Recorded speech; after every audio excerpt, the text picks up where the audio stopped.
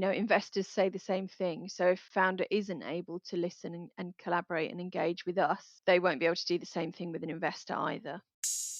Hello and welcome to Brandtuned, the only podcast on branding that includes fundamentals like copyright, trademarks and IP that are core to creating and owning a brand that's unique to you. I'm Shireen Smith, lawyer, brand strategist and curious business owner, keen to discover the secrets of effective brand building. My guest today is Julie Barber, the author of the #1 best-selling book, Investor Ready, the guide for startups on getting investors to say yes. Hi, Julie. Welcome to the Brandtuned podcast. Hi, Shireen. Thank you. Tell us what you do and how you fell into the field you're in. Sure. So I'm CEO of Spark Consulting. We work with startups and scale-ups who need to prepare for raising investments so that they are confident and credible in front of investors. And I ended up doing this as part of the things that Spark does. After 20 years in financial services, working with organisations like KPMG, HSBC, and the Financial Services Compensation Scheme. And I spent most of those 20 years focused on strategic planning, global transformation, and innovation as well. And through the innovation work, I spent increasing amounts of time with startups who were coming to pitch to these corporates that I worked with for either corporate investment or corporate sales. And what I found was that increasingly, or very often, they weren't ready. They weren't able to put themselves forward in a good light because they didn't understand what those investors expected from them, and so they burnt golden opportunities by not being ready and reducing their credibility in the eyes of the people that they were presenting to. And I found that a terrible waste of talent and opportunity. So when I started Spark 3 years ago, although I initially started it working with corporates on corporate innovation transformation, just over about 15 months ago, we also started to work with startups on their raise preparations, bringing together everything that I've learned over the last 20 years, because I spent a lot of time pitching to corporate boards myself and getting money out of large corporates. So I've managed to persuade about 20 million out of various boards for big global projects. So I understand what it takes for people to feel confident to trust their money with you. So I took all those principles and turned them into what we do with the startups, and also turned them into my book. So it must be really different, actually, working as a small business to working in a large organization. I'm sure you must have had some challenges. What were they? I think the biggest cultural shock initially is that you have to do everything yourself, because Mm. working in a fairly senior position by the time I left in large organizations, I had teams around me, I had admin support, things like that, and suddenly having to work out Yeah. how your own IT works is a bit of a shock to the system. Yeah, quite a sort of adaptation. Did Mm. you find clients quite easily? How did that go? Yeah, so finding clients has, I guess, was mixed at the start. So because I didn't have the right network built up, most of my network was all very corporate focused. So I had to really work hard to build my network in the startup ecosystem. But as my network increased and built, then the flow of clients has got better and better accordingly. So yeah. Mm. So dealing with strategy, presumably you understood all about brand and brand strategy. To a degree, definitely. I mean, it's definitely from a corporate perspective.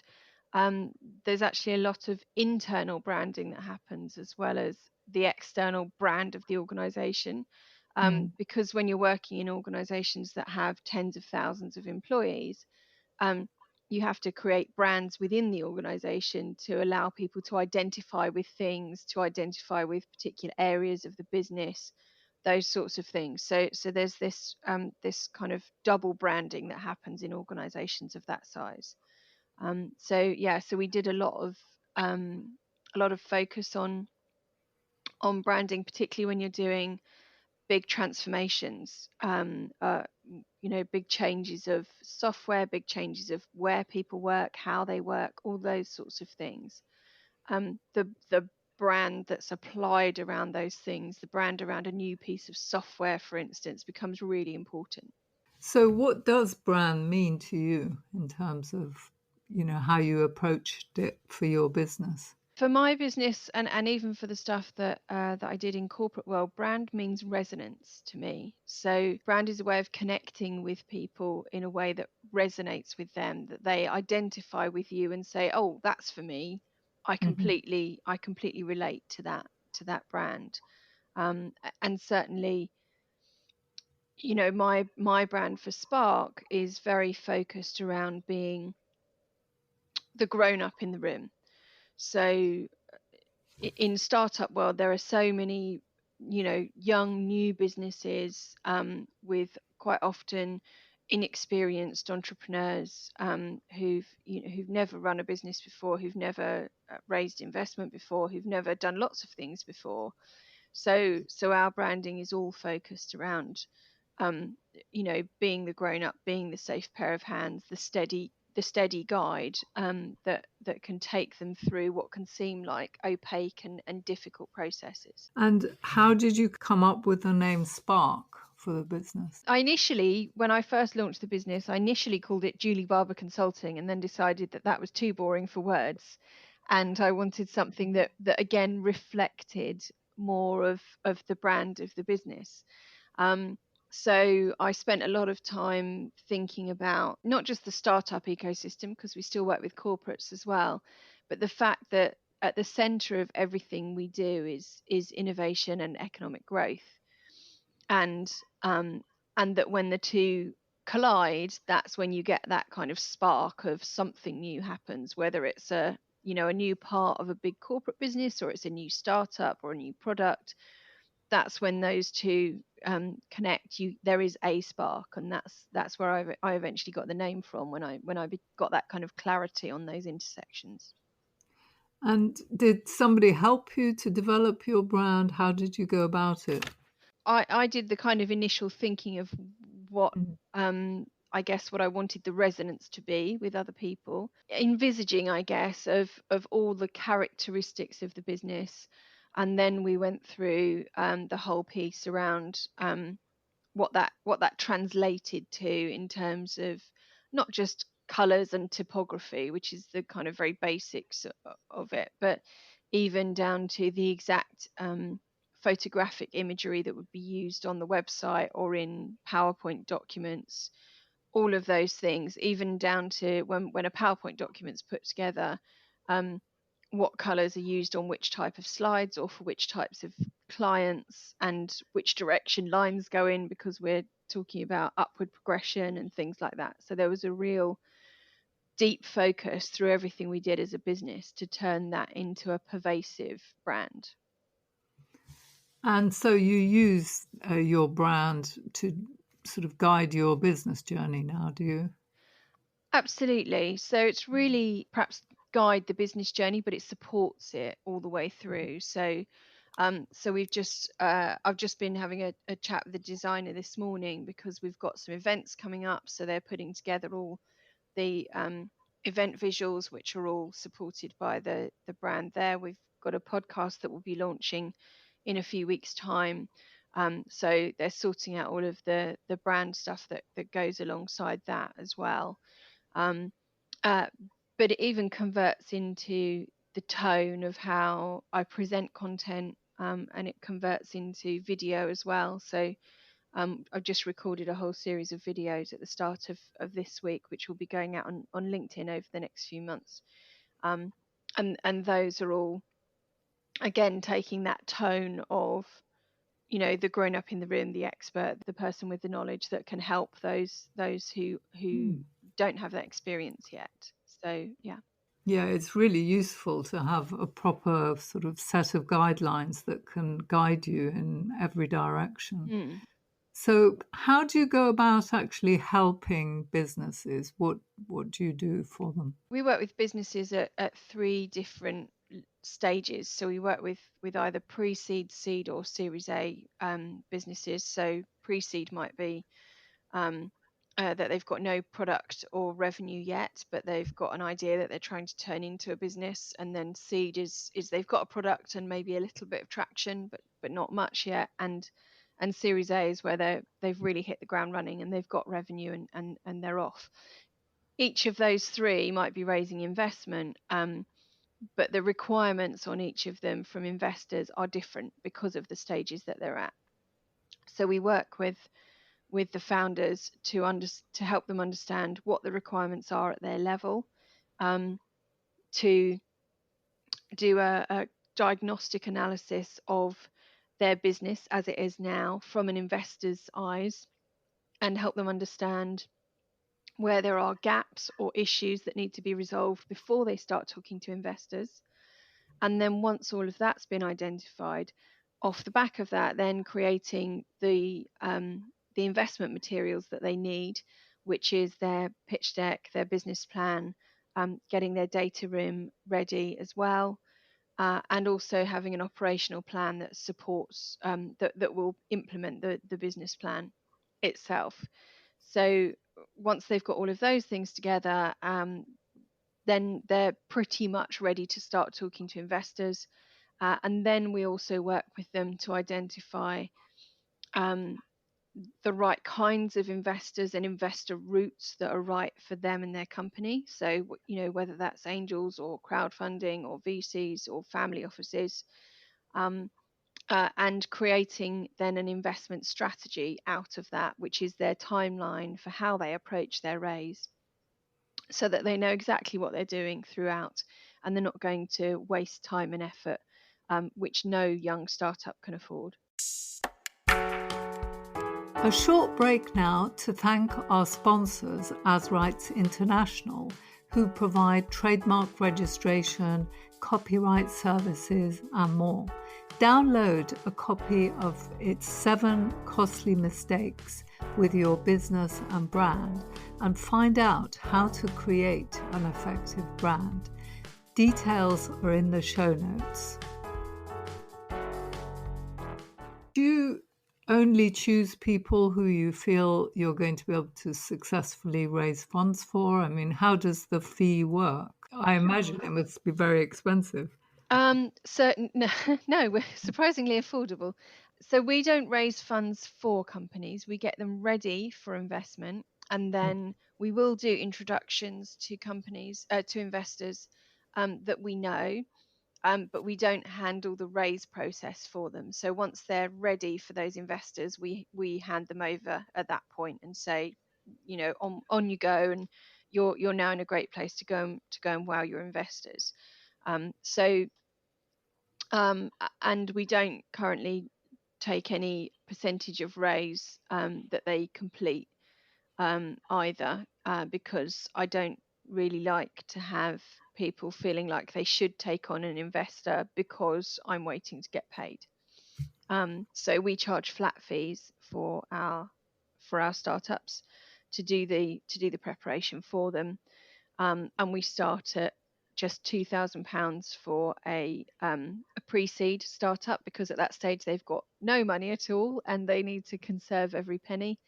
Um, and that goes up to in the region of 30k for a Series A, which is far more complex.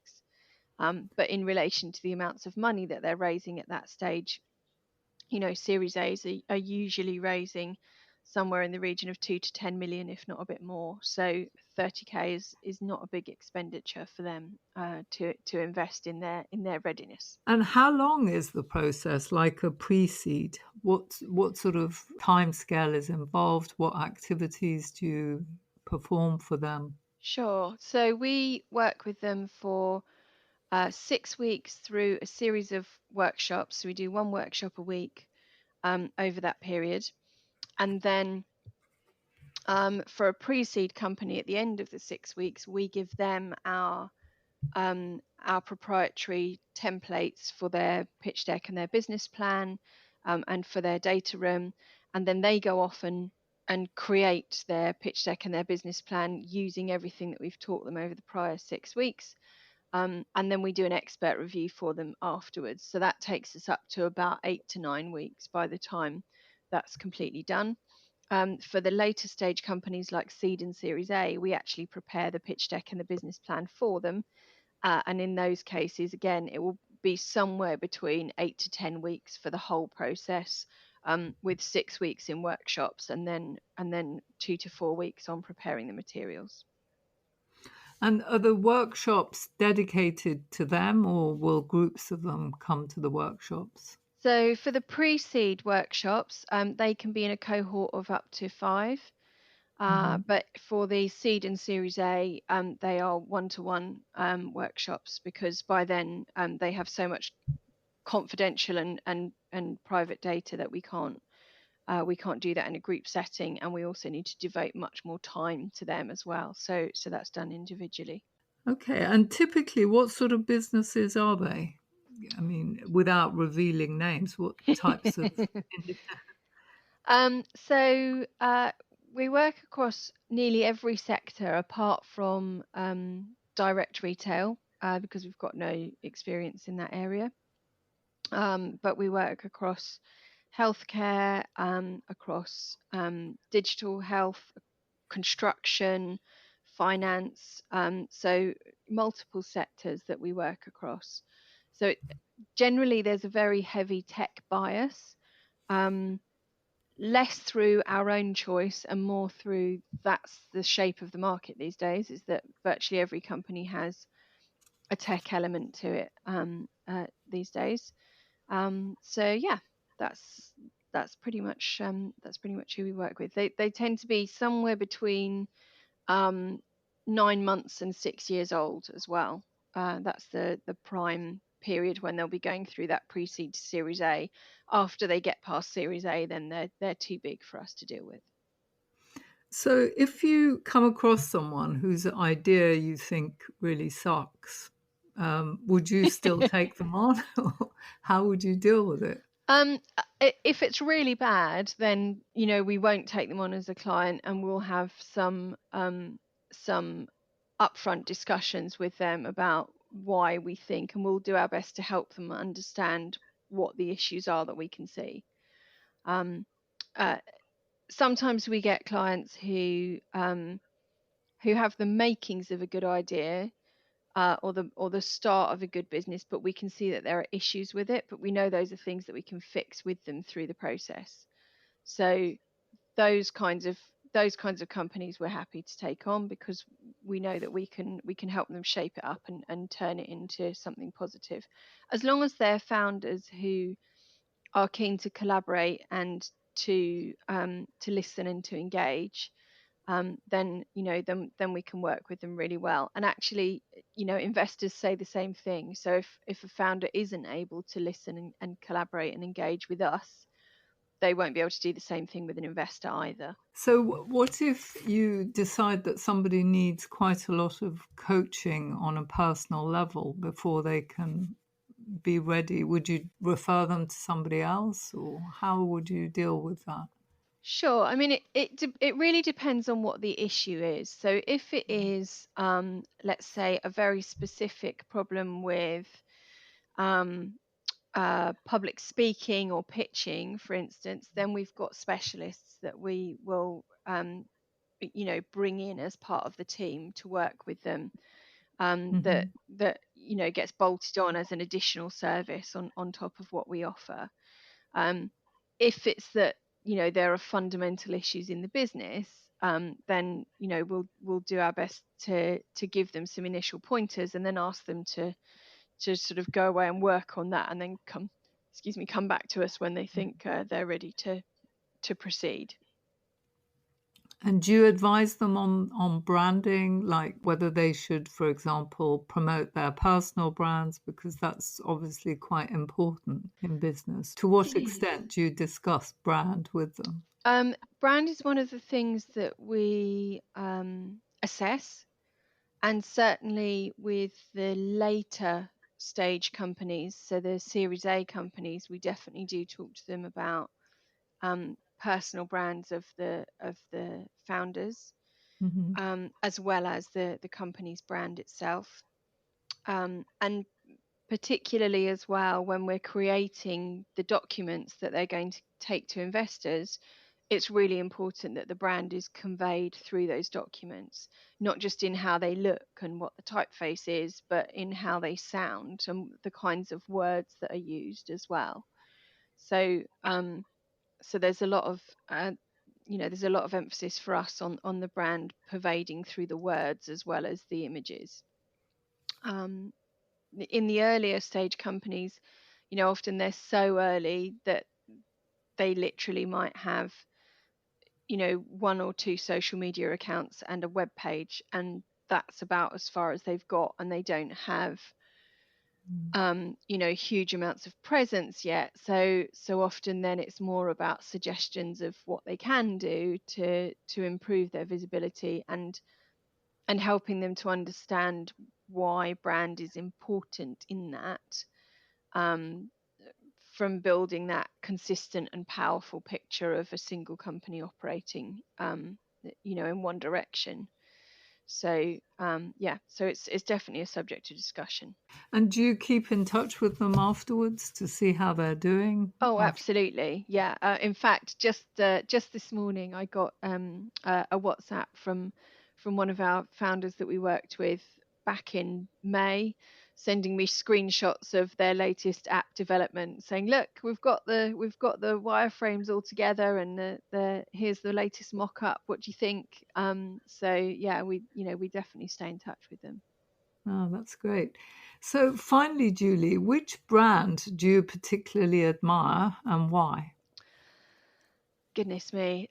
These questions are always really, really hard because I'm not it, although I talk about and think about brand a lot, I'm not a very brand focused person, as in I don't go out and buy because of a brand as such.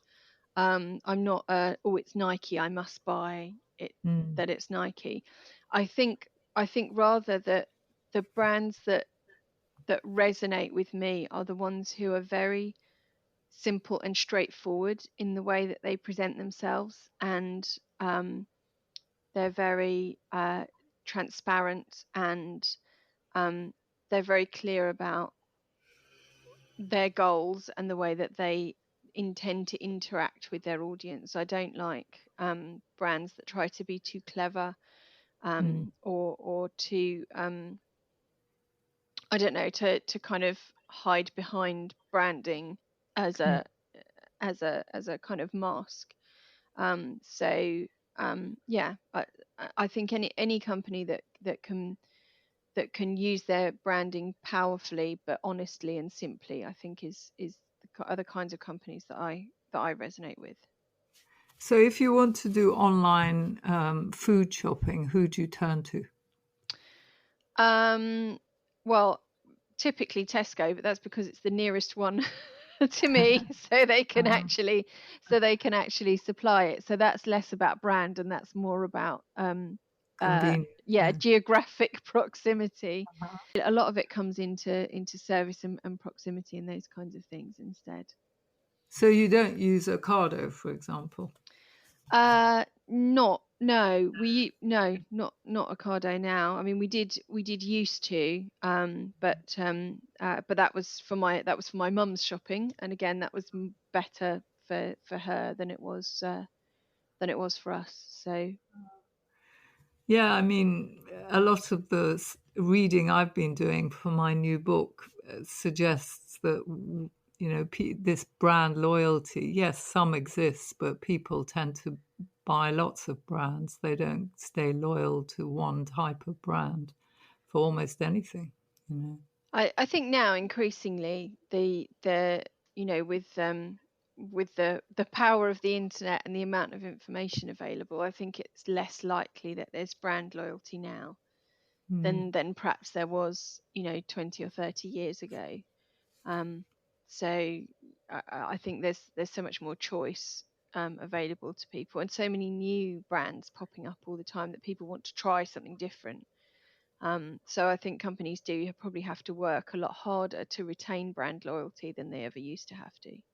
Mm. So thank you very much, Julie. That was great. Thank you. That's it for this week. Do subscribe to the BrandTuned newsletter to get weekly updates. I'd also love to get your feedback. Just send me an email to info@brandtuned.com. Finally, if you liked the episode, please do share it with your friends and colleagues and review it on iTunes or whichever platform you use to listen to podcasts. If you leave us a 5-star review, it means more people will listen and we can spread the word much more quickly about the podcast. Thank you and bye for now.